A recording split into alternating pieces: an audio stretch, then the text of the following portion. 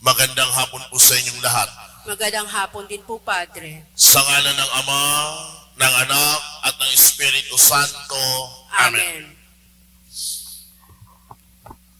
Tayong mga naniniwala kay Jesus bilang Panginoon at Diyos, anuman ang kinabibilangan mong sekta, ikaw man ay Kristiyanong Katoliko, Seventh-day Adventist, o di naman kaya Jehovah's Witness o Protestante.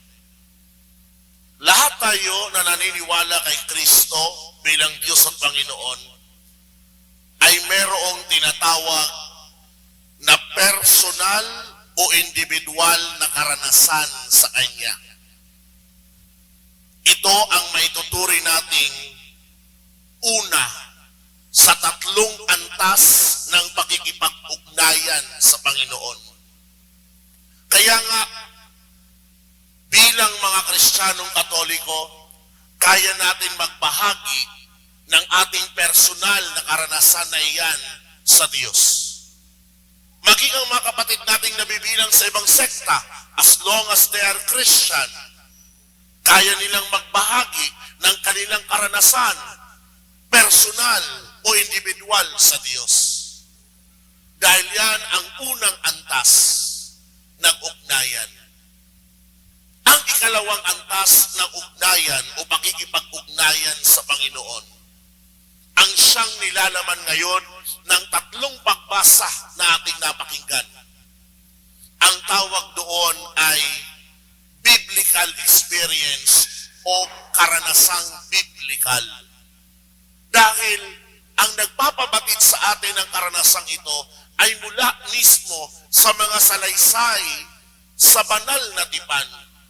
Personal silang karanasan ng mga tauhan doon, subalit ngayon napupulot natin at nauunawaan.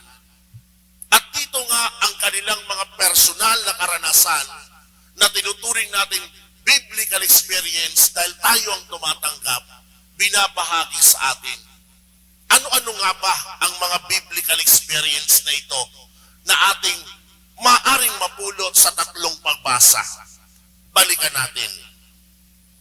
Una, mula sa aklat ng hari, narinig natin ang karanasan ni Propeta Elias, kung saan siya mismo ay tinawag ng Panginoon.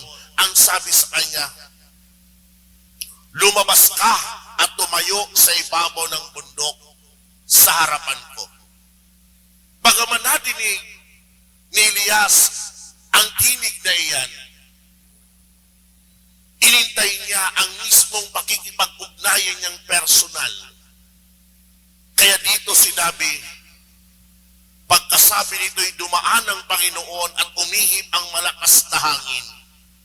Sumabog ang bundok at nagkadurog-durog ang mga bato sa lakas ng hangin, ngunit wala sa hangin ang Panginoon. Nang tumigil ang hangin, ay lumindol, ngunit wala sa lindol ang Panginoon. Pagkalipas ng lindol ay kumidlat, ngunit wala rin sa kidlat ang Panginoon. Pagkalipas ng kidlat, narinig niya ang isang banayad na tinig.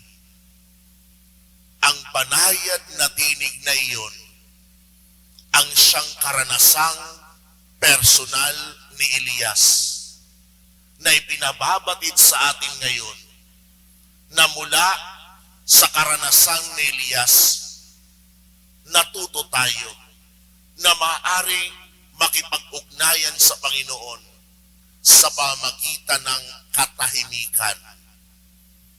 Kaya, ang unang ibinababatid sa atin na tinatawag na biblical experience o karanasang biblical ay sa katahimikan. Ibig sabihin, kung nais nating makipag-ugnayan sa Diyos, kinakailangan na ilagay ang ating sarili sa tahimik. Ang isang tao na nababalot ng iba't ibang ingay ng mundong ito, kailanman hindi niya maririnig ang tinig ng Panginoon na nagsasalita sa kanya. Maging ang taong nagdarasal, kung nais niyang maging mataimtim ang kanyang panalangin, pagsumikapan niya na ilagay ang sarili sa tahimik na lugar. Dahil doon mas mararamdaman niya at mapapakinggan ang tinig ng Diyos na nagsasalita sa kanya. Ikalawa, na karanasang biblikal, mapupulot natin sa individual na karanasan ni San Pablo sa kanyang liham sa mga taga-Roma. Nabanggit niya sa atin, mga kapatid, saksi ko si Kristo na katotohanan ang sinasabi ko. Hindi ako nagsisinungaling. Saksi ko rin ang Espiritu Santo na malinis ang aking budhi sa sasabihin kong ito sa inyo. Paanong kaya ni San Pablo na sabihin sa mga taga-Roma na saksi niya si Kristo? Paanong kaya ni San Pablo sabihin na saksi niya ang Espiritu Santo? Siya mismo ang nagsabi, dahil sa aking budhi. Ang salitang budhi ay nangangahulugang konsensya. Dahil ipinababatid sa atin ngayon na ang ikalawang biblical experience mula sa individual na karanasan ni San Pablo. Ang Diyos ay kaya nating matagpuan ang kanyang presensya sa pamagitan ng ating mga konsensya, sa pamagitan ng ating mga budhi. Mapapansin niyo mga kapatid, kapag nagawa tayong kasalanan, ang unang umaalma sa ating kalooban ay ang ating konsensya na bumubulong, na nagpaparating ng tinig ng Panginoon, mali ang ginawa natin. Pero sa iilan na hindi na marunong makinig ng kanilang konsensya, kailanman di nila maririnig ang tinig ng Panginoon. Dahil alalahanin natin, ang konsensya na meron tayo ay parang tainga ng ating kaluluwa. Doon ginagamit at ipinaparating ng Panginoon ang kanyang tinig upang ating mapakinggan. Ang Panginoon ay hindi bubulong sa ating tainga at mapapakinggan ang kanyang salita. Ang Panginoon ay bumubulong sa ating konsensya upang iparating kung ano ang nais niyang ating gawin. Ikatlo na ibinababatid sa atin na karanasang biblikal ay ang karanasan mismo ni Pedro na ating napakinggan sa Ebanghelyo.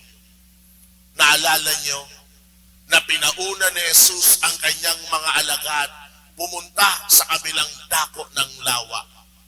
Habang sila'y naglalayag, sinalpok ang bangka ng malalakas na hangin at malalaking alon.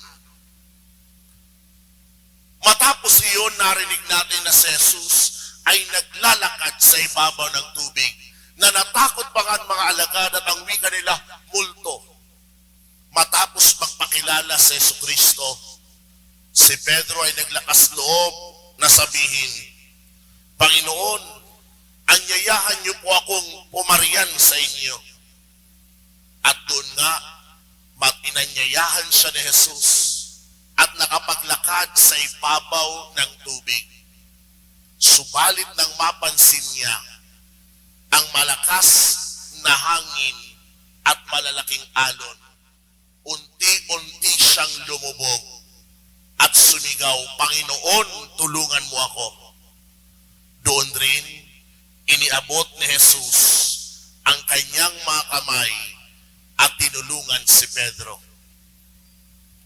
Ang mga dalubhasa sa banal na tipan, tinitingnan palagi ang malalakas na hangin at ang malalaking alon bilang sagisag ng mga unos, ng mga problema, ng mga kahirapan, ng mga karamdaman na dumarating sa ating buhay.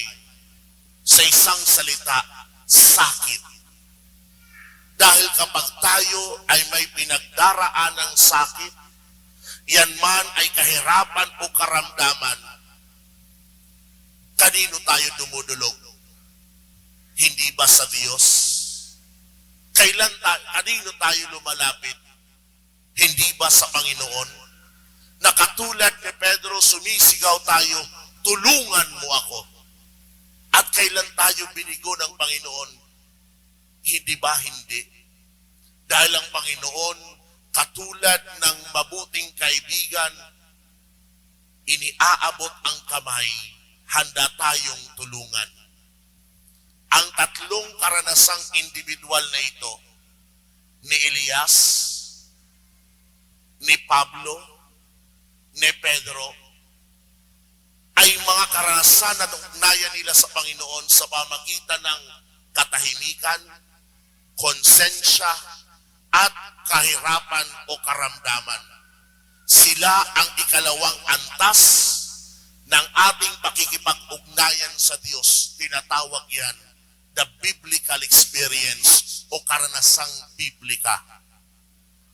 Ang pinakamataas na antas ng pakikipag-ugnayan sa Diyos ay tinatawag na karanasang sakramental. Kung tutuusin, tayo lamang na mga Kristiyanong Katoliko ang merong karanasang ito. Bakit? Dahil tayo lamang ang naniniwala sa sakramento. Na sa bawat sakramento, ang naroroon ay si Kristo. Katulad na lamang sa pagtitipon natin kapag tayo'y nagsisimba. Sa pagsisimba natin, ipinagdiriwang natin ang sakramento ng Eucharistia. Naniniwala tayo na sa pamagitan ng salita ng Diyos na ipinararating sa atin, si Jesus ang mismong nagsasalita. Subalit maliban doon, mamaya sa pagdiriwang ng banal na biging, mismong si Jesus ibibigay, ipagkakaloob ang kanyang sarili para sa atin. Naniniwala tayo bilang mga Kristiyanong Katoliko na pagdating ng komunyon, ang maliit na peraso ng tinapay na iyan na ating pagsasaluhan, na ating tatanggapin, ay mismong si Jesucristo. Taliwas sa paratang ng ibang kabilang sa ibang sekta. Sinasamba raw natin si Kristo na nakapako sa krus. Si Kristo na Nazareno, buhat ang krus. Si Kristo na nasa Santo Sepulcro, nakalagak ang katawan. O si Kristo na larawan ng muling pagkabuhay. Lahat ng iyan ay larawan ng Panginoon, pero kailanman hindi sinasamba ng isang Katoliko. Ang sinasamba natin ay ang pirasong tinapay na mamaya sa komunyon, itataas ng pari at itataas rin ng mga lay Eucharistic minister. Sasabihin sa inyo bago niyong tanggapin, ang katawan ni Kristo. Natutugon naman kayo ng amen. Ang amen na iyan ay pagsang-ayon. Ang amen na iyan ay tanda ng pananampalataya na sa piraso ng tinapay na iyan, si Kristo ang iyong tatanggapin. Kaya nga tinatawag nating ugnayan sakramental. Dahil oras tinanggap mo ang maliit na tinapay na iyan na tinatawag nating katawan ni Kristo, nariyan ang personal mong ugnayang sakramental sa Kanya na hinihikaya tayo na ang una mong gawin matapos mong tanggapin si Jesus, ilagay mo ang iyong sarili sa katahimikan. Katulad ng napulot natin na aral kay Elias. Bakit katahimikan? Dahil sa puntong iyan, wala ka dapat iintindihin. Wala kang dapat ibang kakausapin kung hindi si Kristo na napakalapit sa puso mo. Ikalawa, yamang si Kristo ay naririyan at malapit sa puso mo at nailagay mo ang iyong sarili sa katahimikan. Ibulong mo ngayon sa Kanya at papakinggan mo rin ang lahat ng mga nais niya na ipagkagawa sa iyo. Dahil habang ikaw ay nakikinig sa mga nais niya, alalahanin mo na katulad ni Pedro, may mga pinagdaraanan ka rin sa buhay na pwede mong iparating sa Panginoon. Iba't ibang uri ng suliranin, problema sa pamilya, problema sa kalusugan, problema sa hanap buhay, problemang pinansyal. Sabihin mo sa Panginoon na naririyan, napakalapit sa iyong puso. Kung hindi mo man kayang sabihin, ba't di mo na lang gamitin ang simpleng panalangin ito? O Panginoon, napakalapit mo sa aking puso. Marami man akong nais sabihin sa iyo, subalit ikaw bilang Diyos at Panginoon ko, kayang pakinggan ang nilalaman ng puso ko na umiiyak sa dami ng suliranin, hirap at karamdamang dinadala. Kayo nang bahala, tumugon sa aking panalangin. Yamang ang Panginoon ay nakinig sa iyong kahilingan, matuto ka ring makinig sa iyong konsensya dahil doon magsasalitang Panginoon kung ano ang dapat mong gawin. Ito mga kapatid, ang tatlong antas ng pakikipag-ugnayan natin sa Panginoon. Ang karanasang personal o individual, ang karanasang biblikal, na kung saan ang Panginoon ay makikipag-ugnayan sa katahimikan, sa konsensya, sa kahirapan o karamdaman. At ang ikatlo, ang karanasang sakramental.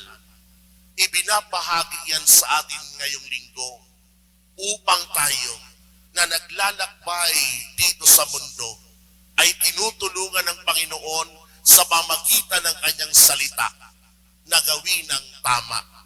Dahil ang sino mang magpapahalaga ng mga aral na kanyang ipinararating sa atin, tayo rin ay makikinabang. Una, dahil ito ay makabubuti sa atin. At ikalawa, ito'y makapagdudulot sa atin ng tiyak na kaligtasan. Amen. Sa ngalan ng Ama, ng Anak, at ng Espiritu Santo. Amen. Amen.